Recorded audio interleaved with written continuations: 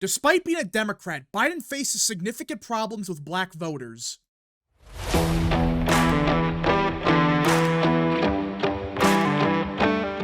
What is up, people of the internet? It is me, Real American, back in with a new video, and today it is time to talk about the 2024 presidential election because everyone, Biden's campaign is suffering from a multitude of problems. This isn't a surprise to anyone. You just look at the polling and you realize real quickly, yeah, his numbers are horrific with every group, whether that's Hispanics, white voters, young voters, progressives, it doesn't matter.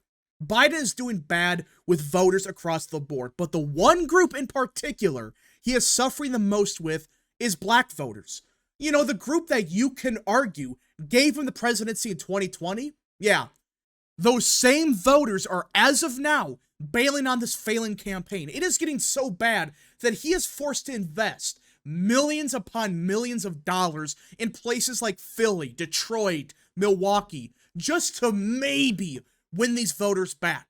Now, before we continue with today's video, I hope you enjoy these type of videos. If you do, smash the like button down below, subscribe, share with your friends, hit that little bell, follow the social media accounts in the description down below, and of course, join the channel today. Again, folks, all support is greatly appreciated, and yeah. Now, I do want to be clear that just because Biden is doing bad for a Democrat, that doesn't mean that Trump's going to win the black vote. That's not going to happen. But either way, this is a group that should be voting for Biden no matter what. This is a group that's been voting the same way for, 80 years now? They are super Democrat. And the fact that now they're starting to bail from him, and not just in small numbers. We're not talking about a 1-point shift. We're talking about a potential shift that, if it happens, if these shifts we're seeing with these voters do occur, there is zero, and I mean zero, pathway for Biden to win. So let's get into it. In Milwaukee on Thursday, Vice President Kamala Harris highlighted her work to close the racial wealth gap.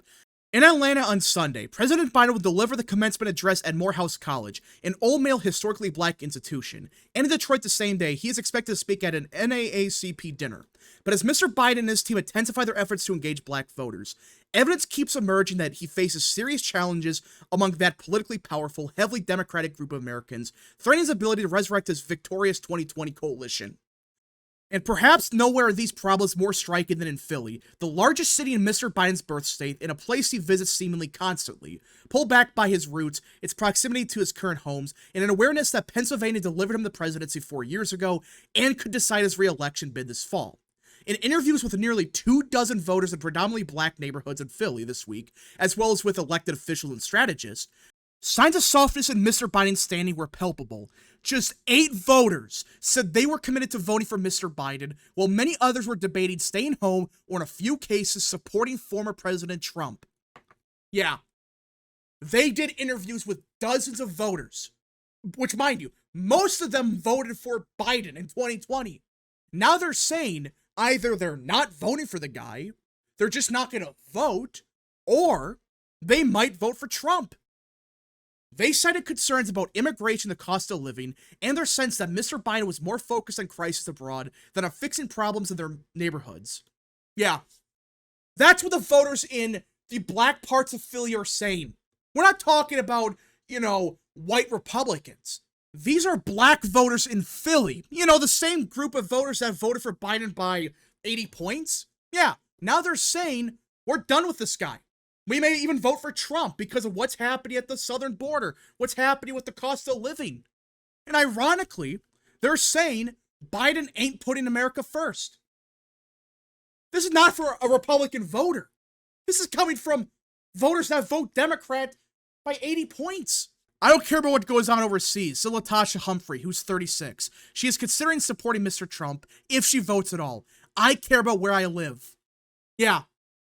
A black woman in Philly said, we need to put America first. That's effectively what she's saying here. I don't care about what goes on in Israel and Ukraine. I care about what's happening here. I care about the fact that we have a crime crisis. I care about the fact the southern border is wide open. I care about the fact I can't afford food. This is not a Republican voter. This is an African-American woman in Philly. Democrats have long banked on strong showings in Philly, and more recently its suburbs, to offset weakness in more conservative parts of this closely divided state. Their concern is not that the city's black voters will gravitate en masse towards Mr. Trump, but that too many of them, apathetic about their choices, might simply stay home. And that's exactly the problem Democrats have. Not necessarily they're going to vote for Trump. Some of them might. But if they just don't vote, that's still a net positive for Trump. Because you're talking about hundreds of thousands of black voters just in Pennsylvania. If they don't vote, well, good luck to Biden. He can't win the state at that point. Democratic worries about Philly turnout rates, particularly among voters of color, date back years and are not unique to Mr. Biden's candidacy. But his specific struggles are evident in polling, which 4 months have shown erosion in black support across battleground states. In Pennsylvania, Mr. Biden is doing slightly worse with black voters than 4 years ago, though he still wins the vast majority, according to a New York Times, Philadelphia Inquirer, and Siena College survey released this past week. He was a choice of 69% of black voters now, compared with 79% in June of 2020. A 10-point decrease from 2020. The same poll. That's the problem. Some of them are breaking for Trump, like I said, but the vast majority of them, they're saying, we're not going to vote. Screw Biden. He's a bad president. I'm not going to support Trump, but I don't care who wins. Mr. Biden was ahead in the state overall in the most recent poll. For Democrats on the ground, the work to mobilize black voters, described as a battle against the couch, is steep. It's going to be easy to convince people not to vote for Trump, said Isaiah Thomas, a Democratic at-large city councilman in Philly who is helping lead an effort to encourage black men to vote in November. Will it, though? Is it an easy thing to tell Trump voters not to vote? I don't think so. Trump voters are always enthusiastic. They will vote for Trump no matter what. So even if you somehow tell them not to vote, there's just too many of them that are just going to vote no matter what you say or do. It's going to be hard to convince people to vote for Biden. Those are two totally different fights. Yeah, they are. And I would argue that telling people not to vote for Trump is actually going to be more difficult. Because if they're supporting Trump now, do you really think, and we're not talking about, they privately back him and they're not admitting it. I'm talking about the ones that are claiming, we're going to vote for Trump no matter what, Trump 2024, MAGA.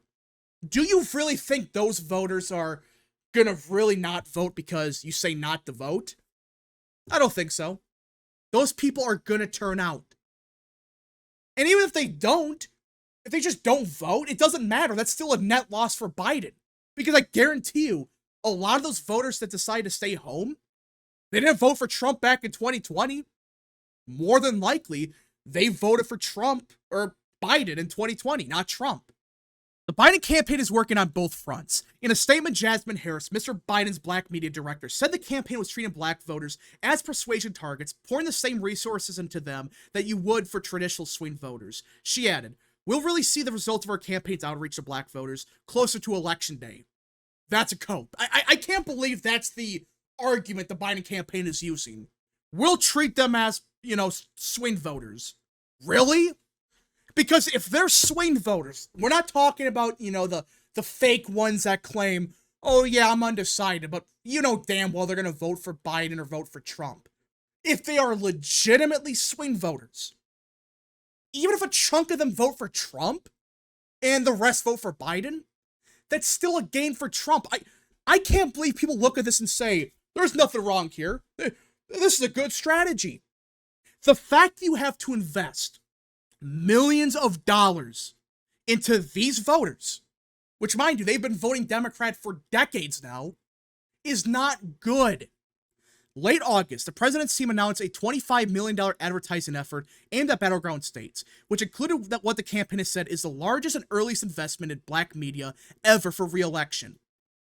Yeah, they're spending tens of millions of dollars on black voters. Listen, I understand you gotta get them out to vote, but the fact that you're treating them as swing voters, like voters that will decide, okay, we're going to vote for either Trump or Biden, we'll decide by Election Day. The fact that treating black voters like that, that's like saying Trump invested $50 million into making sure white evangelicals vote. Okay, a little bit of money here and there, yeah, you got to make sure the people turn out. But to treat them as a swing voter block is just, that's incredible, that's terrible. Talk about a disaster.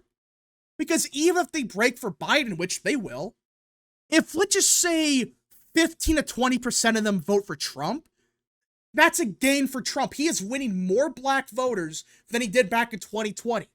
Again, that's a small shift on that front, but even with that type of a shift, and if we assume black turnout collapses, that's hundreds of thousands of voters Biden lost. And that's why they're spending this much money on these voters. Not because, oh, they're confident, but they gotta make sure they vote. They are panicking. They're realizing these voters, which have voted Democrat for, at this point, like 80 years, they're breaking away from the Democrat Party. Doesn't mean they're voting for Trump, but them not voting still a win for Trump and a loss for Biden. Because think about it this way. If you have, let's just say, 50,000 black voters that voted for Biden, let's say all of them don't vote. Just an example. That's 50,000 less voters for him to win. In a state like Pennsylvania, a state like Wisconsin, that could be the deciding factor. That will decide who wins. Will it be Trump or will it be Biden? It will come down to black turnout if it's this bad. Biden made a blunt statement about his opponent's relationship to black Americans. Trump hurt black people every chance he got as president, he said. Are you freaking kidding me? Really? He tried. Like, every chance he had to hurt people, yeah, he did on purpose. Really?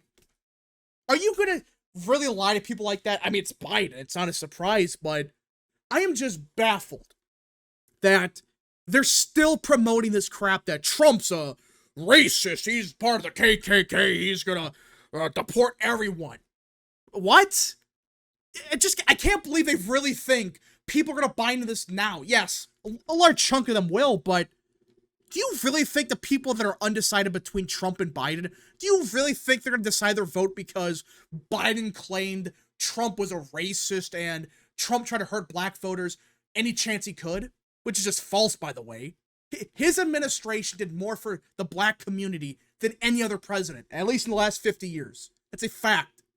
They had the best economic growth they ever had. So how is Trump trying to hurt them then?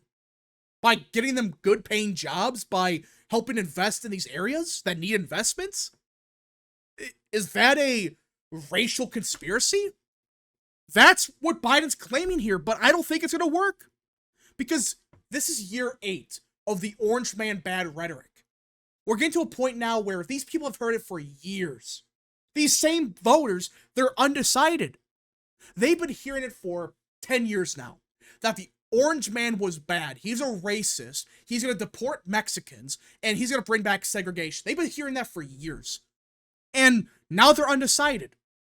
If they're undecided now, do you really think they're going to vote against Trump because of that? That rhetoric? No. But we just got to see what happens. It is still alarming for the Biden campaign that they're this worried about these voters. This isn't just, okay, we'll invest money here to make sure they vote, but we're fine on this front. They're pouring everything they have into this voter block. Anyways, folks, thank you so much for watching. If you guys did enjoy this video, smash the like button down below, subscribe, share with your friends, hit that little bell, follow the social media accounts in the description down below, and of course, join the channel today. Godspeed to all of you.